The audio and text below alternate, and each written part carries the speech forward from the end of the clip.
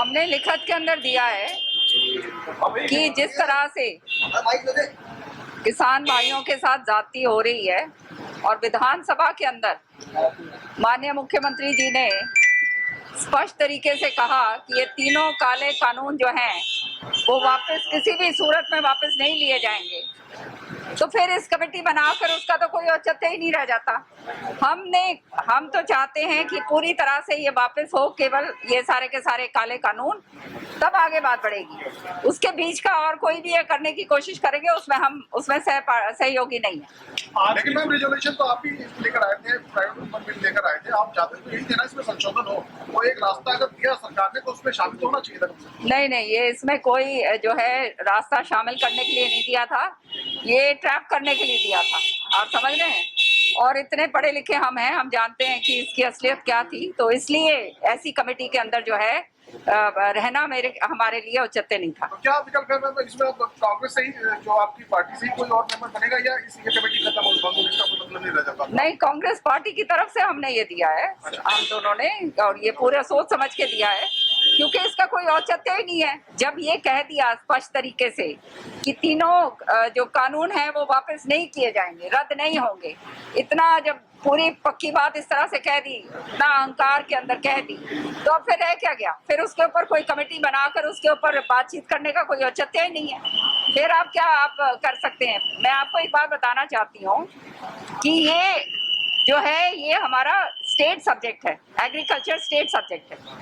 केंद्र ने हमारे इख्तियार जो हैं वो खींच लिए हैं, हमारे से छीन लिए हैं, और ये केंद्र ने ये कानून बना दिया है।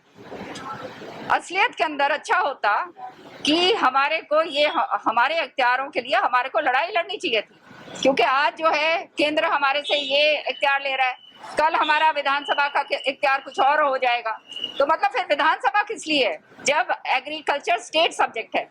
और खास तौर से हरियाणा जो है वो कृषि प्रधान प्रदेश है, और जो है हमारे जो है 80 से 90% जो लोग हैं वो कृषि के ऊपर निर्धारित हैं। फिर उसके बाद जो है अगर इसके ऊपर ये कहा जाए कि ये कानून बहुत अच्छे हैं, तो इससे ज्यादा तो और डूब मरने की क्या बात हो सकती है।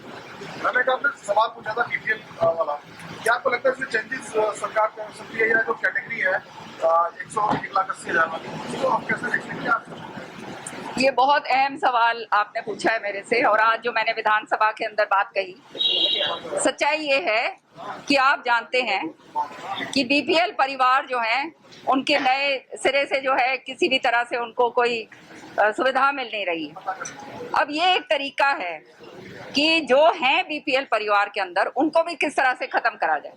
इसलिए मैं ये सवाल आज सदन पटल के ऊपर लेकर आई थी कि ये जो है बना रहे हैं, ये फैमिली कार्ड बनाने की जो ये कोशिश कर रहे हैं, उसके अंदर क्या होगा कि आपका एक एक चीज लेखा जोखा कि आपकी कितनी आमदनी, कितना आपके पास, आप कहाँ से आ रही है, किस तरह से आ रही है।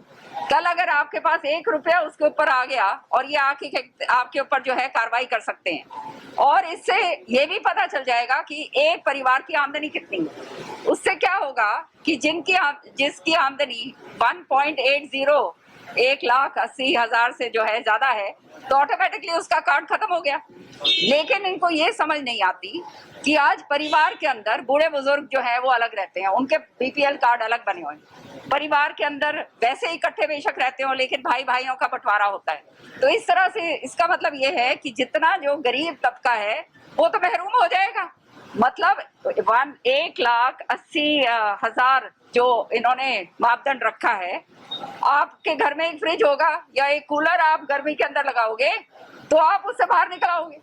तो ये तो आपका जीवन स्तर बढ़ाने की बजाय बिल्कुल खत्म करना, नष्ट करना चाहते हैं।